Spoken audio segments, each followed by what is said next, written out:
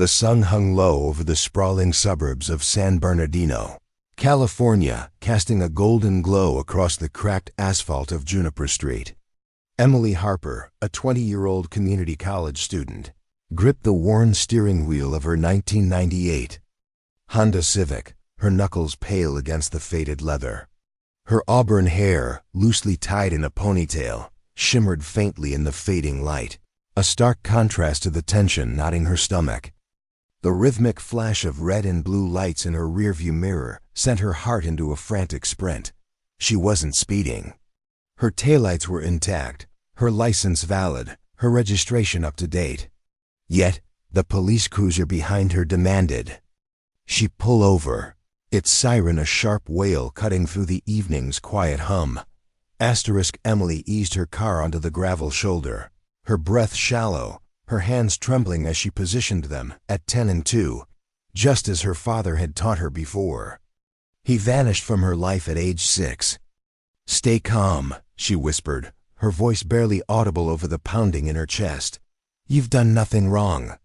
She checked her reflection in the mirror, smoothing a stray lock of hair, as if composure could shield her from whatever was coming. The air felt heavy, charged with an unspoken threat she couldn't name but could feel in her bones. In the side mirror, a figure emerged from the cruiser, Officer Daniel Holt, his nameplate glinting under the cruiser's lights. He was broad-shouldered, his stride deliberate, boots crunching against the gravel with a rhythm that echoed like a countdown. His face, shadowed by the brim of his hat, revealed little, but his eyes were cold, like polished steel, glinting with something predatory. Emily rolled down her window, forcing a polite smile, though her lips quivered. "Good evening, officer," she said, her voice small but steady. "Is there a problem?" Holt leaned in, his breath hot against the cool evening air. "Step out of the vehicle," he said, his tone flat, devoid of warmth or explanation. Emily's smile faltered. "I'm sorry, sir. Did I do something wrong?" Her mind raced, sifting through every moment of her drive, every turn, every stop. Sign. Had she missed something? A parking ticket from last month lingered in her memory, unpaid. But surely that wasn't enough for this? "Now," Holt barked, his hand resting on the holster at his hip, fingers brushing the grip of his service weapon. Her pulse spiked, a cold sweat breaking out across her skin. She fumbled with her seatbelt, her fingers clumsy under the weight of his stare. Stepping out, her sneakers scuffed the pavement, and she stood, all 5'4" of her, feeling exposed, vulnerable, a lone figure on an empty road. The nearest houses were distant specks, their windows dark, offering no refuge. It was just her, Holt, and the sinking sun, painting the sky in hues of fire and blood. What happened next would sear itself into Emily's soul, a moment that would ripple outward, igniting a firestorm across the nation. It would become a story of fear, betrayal, and the relentless pursuit of justice, a tale that would grip the hearts of Americans from the sun-drenched coast of California to the quiet towns of the heartland. It would be a warning, a clarion call to the people of the United States, particularly different age, who had witnessed decades of change, both hopeful and harrowing. "Be vigilant," it would say, question authority. Protect the truth, no matter how fiercely it resists being uncovered. Emily Harper was no stranger to struggle. Born into a working-class neighborhood where hope was a currency often spent, but rarely earned, she carried the weight of her mother Carla's sacrifices. Carla, a single mother, worked double shifts at the Sunrise Diner, her hands calloused from years of scrubbing plates and pouring coffee. Emily's father, a fleeting presence, had left when she was 6, leaving behind only a faded photograph and a void that Carla filled with fierce, unyielding love. Emily, with her bright eyes and stubborn determination, was the embodiment of her mother's dreams, a girl who studied late into the night, her textbooks dog-eared. Her goal to become a nurse, a beacon, guiding her through the chaos of poverty. That evening, as Holt loomed over her, Emily's belief in the world's fairness began to fracture. "Hands behind your back," he ordered, his voice a low growl. Laced with menace. Why? Emily's voice trembled, but she stood her ground, her eyes searching his for a shred of reason. I haven't done anything. Holt's face twisted, a flash of anger igniting in his eyes. Without warning, his hand shot out, seizing a fistful of her hair. Pain exploded across Emily's scalp as he yanked her forward, dragging her from the car. Her knees buckled, slamming into the pavement, the rough asphalt tearing into her skin. A cry tore from her throat, raw and desperate, swallowed by the empty road. Her hands scrabbled for purchase, nails scraping the ground as Holt pulled harder, his grip unrelenting, her ponytail a cruel tether in his fist. Stop resisting!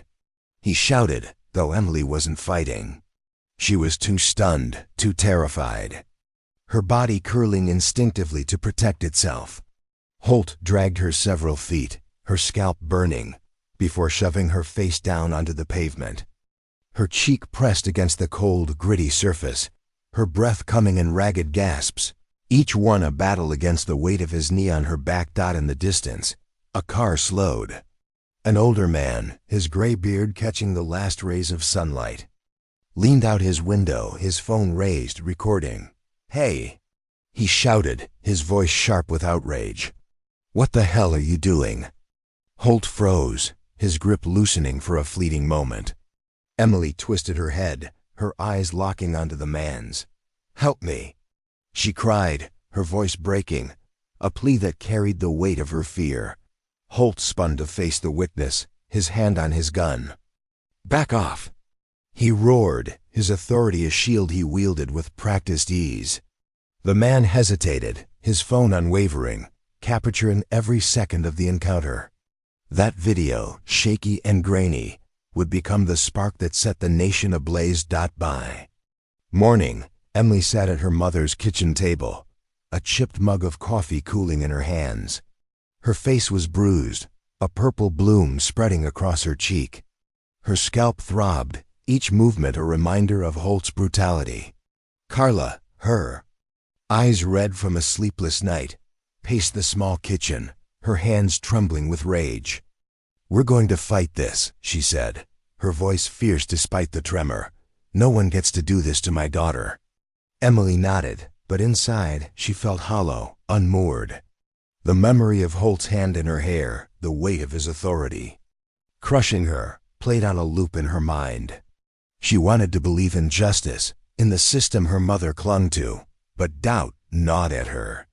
What chance did a nobody like her, a community college student from a forgotten corner of San Bernardino, have against a cop with a badge and a department behind him? The video, uploaded by the passerby to social media, spread like wildfire. By noon, it had thousands of views. By evening, it was on every major news outlet. The headline screaming across screens: California cop drags 20-year-old woman out of car by her hair. The nation watched, horrified, as Emily's cries echoed through their living rooms, their workplaces, their hearts. Protests erupted, first in San Bernardino, then Los Angeles, then beyond, spilling into cities from Seattle to Miami. Signs reading "Justice for Emily" and "End Police Brutality" bobbed above crowds. Voices united in outrage. Hashtags trended, amplifying her story, turning her pain into a rallying cry. But not everyone stood with her. The internet, a double-edged sword, birthed a counter-narrative. Some called her a liar, a troublemaker who must have provoked Holt. They scoured her social media, unearthing old posts, a sarcastic tweet about a bad day, a photo of her laughing at a party, and twisted them to paint her as reckless, defiant, unworthy of sympathy. Anonymous accounts spewed venom, their words cutting deeper than the bruises on her skin. Emily, once invisible, became a lightning rod, her life dissected by strangers who knew nothing of her heart. Officer Daniel Holt was a man accustomed to control. At 45, he'd spent 2 decades on the force, his record a mosaic of commendations and buried complaints. To the public, he was a model officer, charming when it suited him, with a smile that disarmed and a knack for diffusing tense situations with a well-timed joke. But behind the badge, there were whispers, stories of excessive force, of suspects who emerged from encounters with injuries they couldn't explain. Nothing had ever stuck. Holt was untouchable, shielded by a system that valued loyalty over accountability. His personal life, however, was a different story. His marriage was fraying, his wife, Laura, exhausted by his temper and late-night rages. Their teenage son, Ethan, had withdrawn, his silence a wall Holt couldn't breach. The job, once a source of pride, had become a crucible, each shift a battle against a world he saw as increasingly hostile. To Holt, Emily wasn't a person with dreams and fears. She was a challenge to his authority, a spark to be snuffed out before it could ignite. As the video gained traction, the San Bernardino Police Department placed Holt on administrative leave, a move that only fueled public outrage. Paid vacation for brutality? Protesters chanted, their voices echoing through city streets. Emily, meanwhile, faced her own battles. She couldn't sleep, the sound of sirens in the distance sending her heart racing. She stopped attending classes, the stares of her peers too heavy to bear. Her dream of becoming a nurse felt like a cruel mirage, always just out of reach. But Emily wasn't alone. Carla, her anchor, refused to let the story end in silence. She reached out to Marcus Tate, a local activist who'd spent years fighting for those the system overlooked. Marcus, with his weathered hands and unshakable resolve, saw in Emily a chance to expose a deeper truth. Then there was Sarah Nguyen, a pro bono lawyer whose sharp mind and fiercer heart had taken on cases others deemed unwinnable. And there was Tom Rivera, the retired firefighter whose video had captured the nation's attention, a man who refused to let the truth be buried. Together, they formed an unlikely alliance, digging into Holt's past with a tenacity that matched their outrage. They uncovered a pattern: complaints of excessive force swept under the rug, witnesses intimidated into silence, reports altered to protect the officer. There was Maria, a single mother who'd been roughed up during a traffic stop, her story buried by a settlement and a non-disclosure agreement. There was Jamal, a teenager whose arm had been broken during an arrest, his case dismissed for lack of evidence. Each story was a thread, and together, they wove a tapestry of systemic failure. The investigation was a labyrinth, each lead a battle against bureaucracy and resistance. Sarah pored over records, her nights spent in a cramped office lit by the glow of her laptop. Marcus rallied the community, organizing rallies that grew larger with each passing week. Tom, haunted by what he'd witnessed, became a reluctant spokesperson, his gravelly voice recounting the incident on news shows and podcasts. Emily, though fragile, found strength in their support, her voice growing steadier as she spoke at rallies, her words a beacon for others who'd been silenced. The nation watched, divided yet captivated. For every supporter chanting Emily's name, there was a skeptic questioning her motives, her character, her truth. Talk shows debated her story, pundits arguing over whether Holt was a rogue officer or a man pushed too far by a defiant suspect. Social media became a battleground, with hashtags like #Justice for Emily clashing against #BackTheBlue. The pressure was relentless, each day bringing new scrutiny, new threats. Emily's phone buzzed with hateful messages, her mailbox stuffed with letters both supportive and vile. Yet, amidst the chaos, there were moments of grace. A teacher from Emily's high school sent her a card, its words simple but profound. "You are stronger than you know." A stranger at a rally pressed a small cross into her hand, whispering, "You're not alone." These gestures, small but steady, kept Emily afloat, reminding her that her fight was bigger than herself. The trial was a spectacle, a clash of narratives that held the nation in its grip. The courthouse, a gray monolith in downtown San Bernardino, was surrounded by protesters and counter-protesters, their voices a cacophony of anger and hope. Inside, Emily took the stand, her hands clasped tightly to hide their trembling. She recounted the incident in vivid detail, the pain of Holt's grip, the terror of being dragged, the humiliation of being pinned to the ground. Her voice, though soft, carried a weight that silenced the room. Holt's defense was relentless, painting Emily as uncooperative, a danger to an officer simply doing his duty. They pointed to her unpaid parking ticket, her social media posts, anything to cast doubt on her character. But the video, played on a loop for the jury, was undeniable. It showed Holt's rage, Emily's fear, the raw truth of a moment that couldn't be spun. The jury deliberated for 5 agonizing days, each one stretching Emily's nerves to the breaking point. When the verdict came guilty on charges of excessive force and assault, the courtroom erupted. Emily wept, Carla's arms around her, a dam breaking after months of holding it together. Holt's face was a mask, his eyes fixed on some distant point as he was led away in handcuffs. The sentence, 1 year in jail, was lighter than many had hoped, but it was a victory nonetheless, a crack in the wall of impunity. The aftermath was a whirlwind. Emily became a symbol, her face on magazine covers, her story the subject of documentaries and op-eds.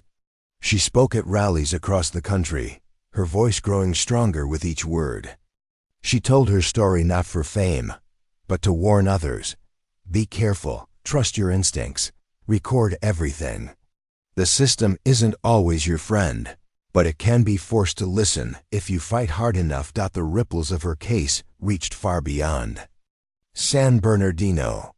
Police departments across the nation faced renewed scrutiny, their policies on use of force dissected and debated. Community groups, inspired by Emily's courage, pushed for reforms: body cameras, independent oversight, de-escalation, training. Some changes came quickly. Others were fought tooth and nail, a reminder of how deeply entrenched the system was. For Emily, the fight was personal. She returned to school, her dream of becoming a nurse no longer a mirage but a goal within reach. The scars remained physical and emotional, but she wore them with pride, a testament to her survival. She volunteered at a local women's shelter, her empathy a lifeline for others who'd faced their own battles. She spoke to youth groups, urging them to know their rights, to stand tall in the face of injustice. Carla, too, found purpose in the aftermath. She became an advocate, her diner shifts traded for community organizing, her voice a force for change. Marcus continued his work, his faith in the community unshaken. Sarah took on new cases, each one a step toward dismantling a system that too often failed the vulnerable. Tom, the quiet hero, returned to his life, content that his video had made a difference. Years later, Emily stood in a hospital corridor, her nurse's scrubs crisp against her skin. She was 25 now, her auburn hair tucked neatly beneath a cap, her eyes bright with purpose. She'd made it, against all odds, her diploma a testament to her resilience. The memories of that night on Juniper Street still lingered, a shadow that never fully faded, but they no longer defined her. She was more than a victim, more than a headline. She was Emily Harper, a woman who'd fought and won, not just for herself, but for every person who'd ever felt powerless against those meant to protect them. Her story became a touchstone for a generation, a reminder to Americans, especially those all-public, who'd seen the nation evolve through decades. OF triumphs and failures. It was a call to stay vigilant, to question those in power, to protect the vulnerable. It was a warning that justice, though hard-won, was possible, but only if you demanded it, fought for it, refused to let it slip away. As the sun set over California, painting the sky in shades of fire and hope, Emily walked into the next chapter of her life, her head high, her heart full. She was no longer just a girl from San Bernardino. She was a voice, a force, a beacon for those who dared to dream of a better world. And in every corner of the nation, her story whispered, "Be careful, be brave, be the change."